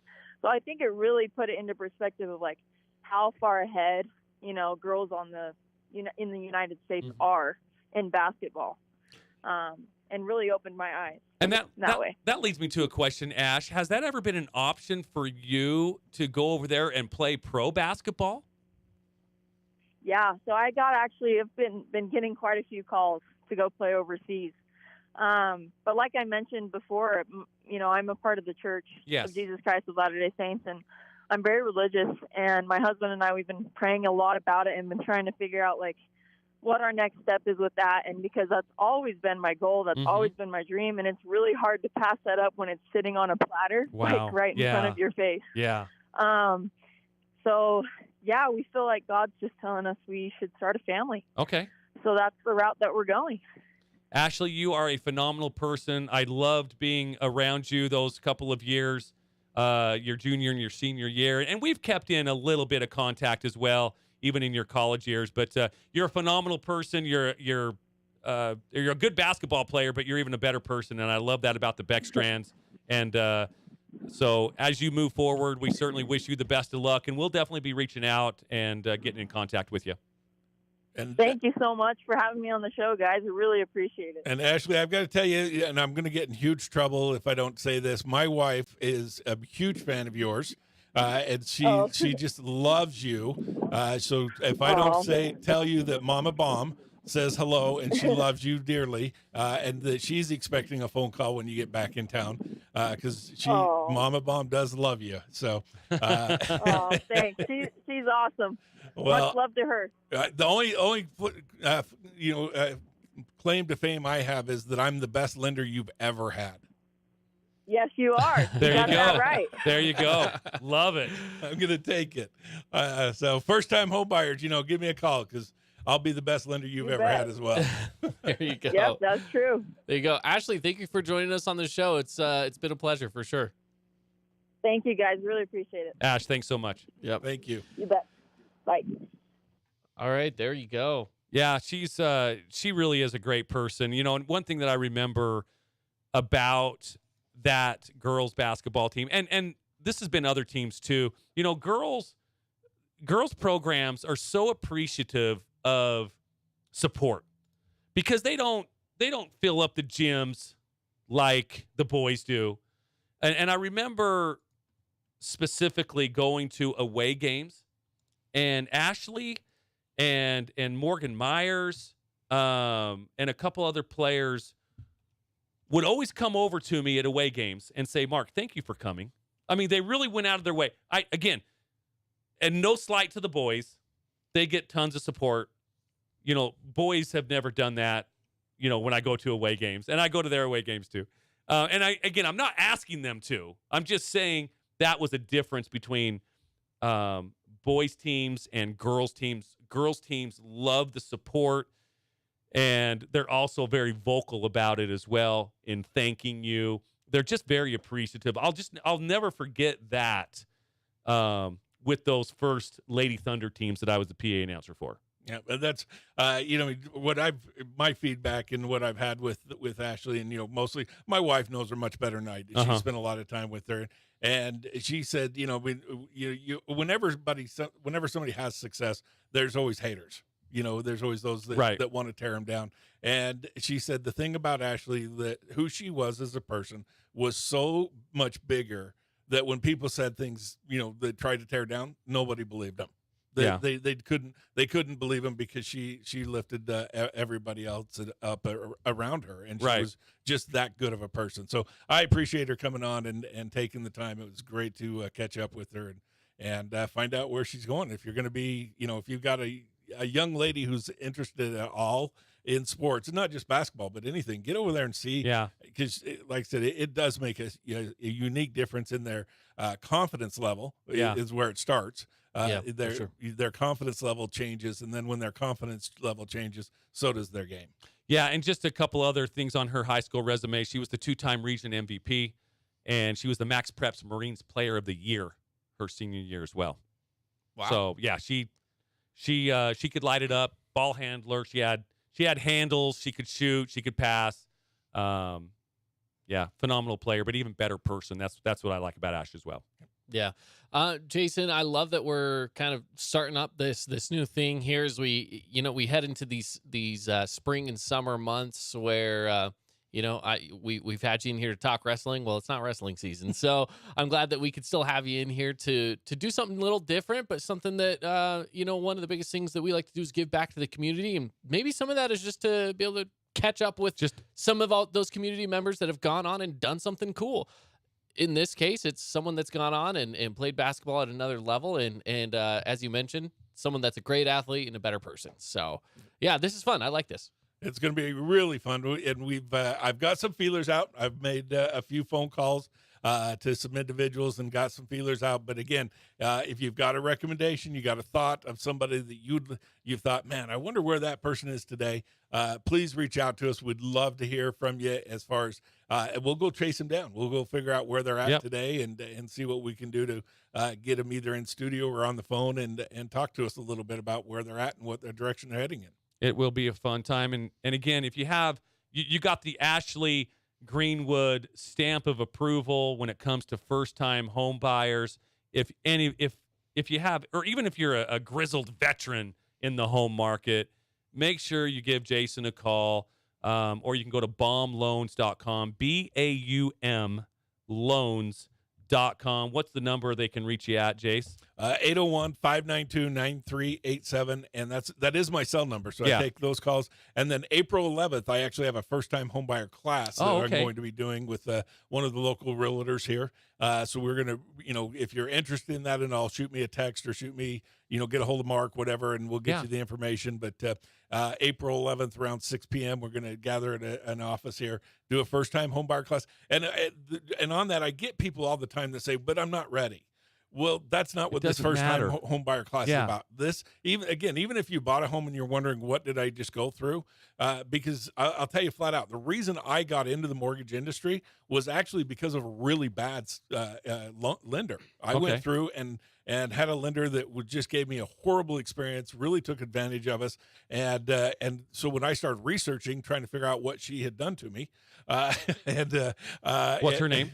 I'm just kidding. She's in Phoenix. Okay. She's in Phoenix. I was just kidding anyway. So when I realized what had happened, that got me interested. And so that's why I'm in the industry. And that's why I'm excited when I get a chance to go do first-time home buyer classes and to teach. So if you've never bought, or you bought but you're not sure what the process was, and there's things you don't understand but would like to, come to this first-time home buyer class. I promise you'll get good information out of it. You'll have a better idea. And like I said, if you're in that, you could be 16, 17 years old and be years away from buying a house. The reality is, if you want to know what you should be doing and what you can be doing right now to prepare yourself for that, you need to get into one of these classes. Information is power, and it can save you money. Make sure you call Jason or go to baumloans.com, BAUM-loans.com. Okay. Easy enough. All right, well, we're going to take a break, wrap up the show coming up next, so make sure you stick around with us here on From the Bleachers.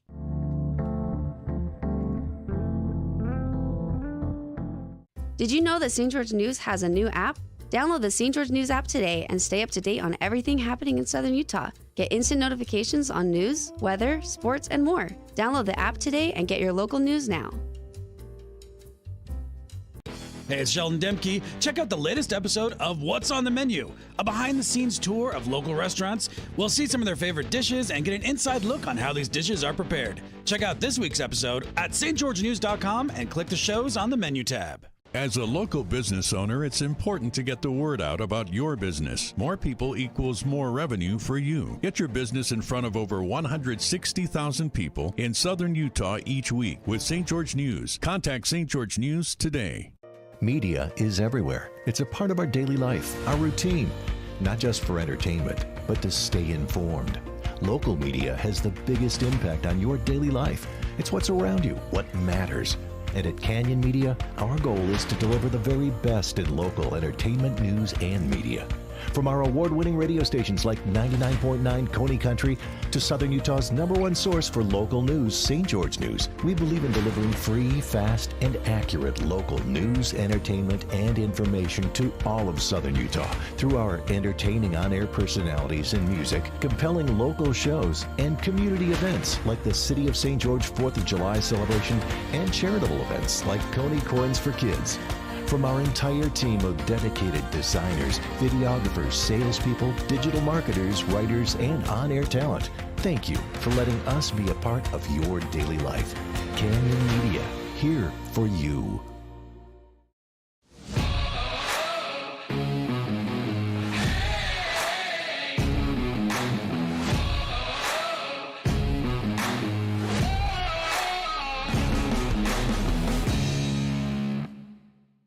Check out this week's edition of TGIF on stgeorgenews.com. TGIF is your weekend adventure guide to all the fun and exciting things going on in Southern Utah this weekend. Find this week's edition at stgeorgenews.com and click the shows on the menu tab. Have a blast this weekend.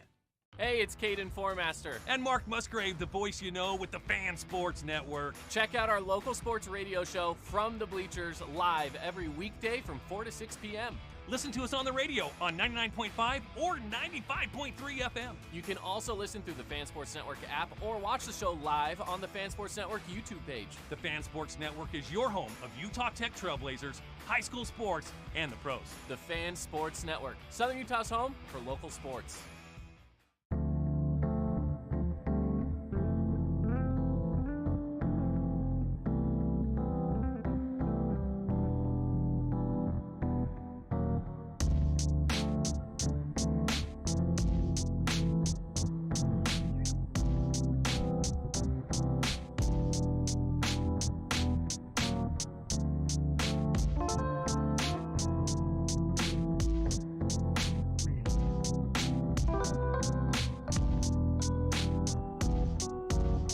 Welcome back in, everybody. It's From the Bleachers, broadcasting live from the Findlay Hyundai studio. It's Caden Formaster and Mark Musgrave, the voice you know.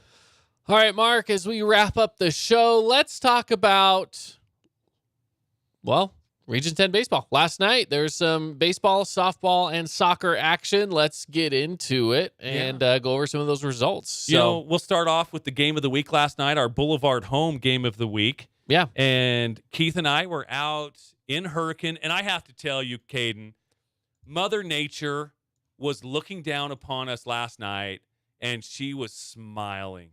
And she said... She was happy with us. She said, it's all right. Yeah. She goes, I'm going to bring back the wind in Hurricane. I'm going to pull it back. There was no wind. The American flag just was limp on the pole. I don't know if I've ever seen that. It's a first for Hurricane. Yes. It was a gorgeous night out in Hurricane. Now, the Tigers, they didn't have such a gorgeous night. Yeah, they probably it was a tough, like to get that one back. Yeah, sure. it was a tough game for the Tigers. Desert Hills gets away with the victory. At one time, it was a football score of 21-3. Yeah. Ended up being 21-4. Thunder led by sophomore Jace Fillmore, he went 4 for 6, had 2 RBIs. Also, Hagan Reed was 1 for 2, had 3 RBIs. Cooper Clough, 2 for 2, 3 RBIs. Corbin Thompson went 2 for 4 with 4 RBIs. It was just a really good night for the Thunder hitting-wise. Crew Christensen was on the bump and pitched a pretty darn good game as well. He walked away with the win in that matchup. So, again, Hurricane, I wonder if going, they'd only played like 5 games leading up to that. And, right. You look at Dixie, you look at Desert Hills, you look at Snow Canyon, they've played 12, 13, 14 games. They played like 4 a weekend leading into this past week. So right. it's I don't know if that goes into play, and they're still kind of working out the kinks and getting their pitching arms going. There was a lot of walks, a couple of kicked balls, a couple of errors, but it was mainly the walks that the Thunder just kept feasting on. Yeah. I know Landon, my son Landon, he walked 3 times. He was 1 for 1 with a single, and walked 3 times. So. Yeah, so that on-base percentage really high in those situations, right? Yeah, so when you got a lot of guys on base, but, like you said, they might not be hitting. Right. But it doesn't mean they're not getting on base and getting around them. Yeah, exactly. So it was a long night for the Tigers for sure. When you don't win those, it makes them a little bit longer for sure. Yeah. Neither game was close last night in Region 10.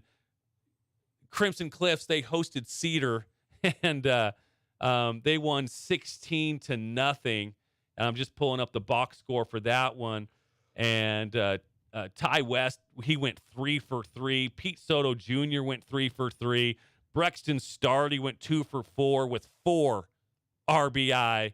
So, again, just kind of a big night for the Mustangs over at Crimson Cliffs High School in baseball last night. Yeah, Crimson definitely and they won is going to be a team to beat for sure. I wouldn't say but I'm going to say a team to beat, because I would say right now in region play, there's a few. So I don't want to just say that they're the one. And again, they won 16-0 over Cedar. And then Snow Canyon with a big win against Pineview, 16-4. So all 3 games last night, just complete blowout. But here's the thing, though, about Snow Canyon and Pineview.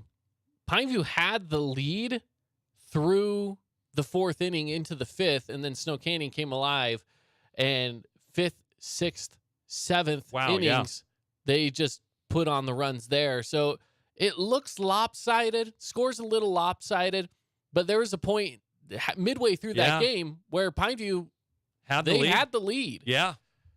So it wasn't as lopsided as it maybe felt, but let's talk about Sam Lindsay for just a second. Should we talk about his 3-for-3 game? Let's talk about his 3-for-3 game, because just yesterday we were going over the state records and who is leading in what, and we said, Sam Lindsay's pretty high up there in home runs right now. Well, he is now dominating at 8 home runs on the season. 6 RBI last night. 6 RBIs, 2 home runs, 6 RBIs. The kid is insane. He's mashing right now. Yeah, he really is. Yeah, What a game that he had, and is now sitting on top of the leaderboard for home runs this season in the entire state with 8 of them. Yeah, a couple of highlights from the Panthers. Nash Schroeder he was 2 for 4. There were some other players that had 1 hit, but Schroeder was definitely the standout at the plate for the Panthers, going 2 for 4. Let's get to some softball scores as well. Let's do it. Same matchups from the baseball side as well as here on the girls' side in softball. You had Cedar and Crimson, and as a matter of fact, all the schools that won in baseball are the same schools that won in softball. Crimson won 14-4. All blowouts too, and it's all blowouts. It's crazy. Crimson wins 14-4. Desert Hills wins 11-3. Theirs came in the 7th as well. 6 runs in the 7th inning. They did have a lead, tied through the 2nd. Hurricane got a lead back in the 3rd, and then from then on, Desert Hills just pulled away. Anyways, 11-3 win there, and then Snow Canyon at Pineview is 15-3 win. That 3rd inning, 9 runs scored in the 3rd. Back to that Desert Hills Hurricane game, a couple of highlight players. Lulu West got the win for the Thunder, and Hallie Payne and AC Gargano both had home runs. Gargano with 4 RBI last night for the Lady Thunder. So a couple of shout-outs for them as they move forward. I'm going to pull the stats up. Do you have the stats for the other teams there, Caden? I don't. I was going to pull that up here. Just little pet peeves I have of websites. I wonder which one. Yeah. Crimson Cliffs. Abby Morris with a home run for the Lady Mustangs. Paisley Lance also with a home run. 4 RBIs for her in that win against Cedar. Also, the Lady Reds had Jenna Johnson go yard for the Lady Reds. And I'm going to pull up the last game stats. Again, I got to scroll and find it. We've done Crimson. We've done Desert Hills. Let's go to Snow Canyon, Pineview.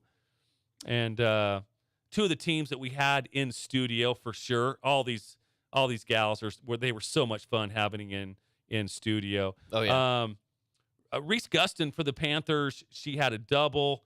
And Avery Thorkelson for the Warriors, Lady Warriors, she went yard with 2 RBI as well. Kylie Hardy with a double and 3 RBI. So, some swinging it. They're swinging it for sure. Absolutely. Quick update on soccer scores. So yesterday there was some Region 10 soccer going on. Cedar was at Pineview. They got the win 3-1. Okay. They got 2 in the second half. It was tied up in at the end of the first, but they pulled away there with 2 goals in the second. Desert Hills hosting Hurricane 5-1. So pretty commanding win there for the Thunder. And then Crimson Cliffs was at Dixie. It was tied up at 1 apiece. They went through 2 overtimes, ended up going into a shootout. Crimson Cliffs in the shootout, 5-3. Oh, shootouts. I got to tell you, if there's one good thing about soccer, it's the shootouts. Yeah, it's true. They have good shootouts. Those are exciting. Yeah. So there you have it. Some scores from Region 10. Utah Jazz basketball coming up here in 5 minutes. So there's that going on tonight. And then we got baseball tomorrow as well. So there you have it. Tie game at the end of baseball regulation after 7 innings. Let's have a home run derby. Let's do it. Why not? Why not? All right. Have a good one, everybody. We're out of here, and we'll see you tomorrow. Game day.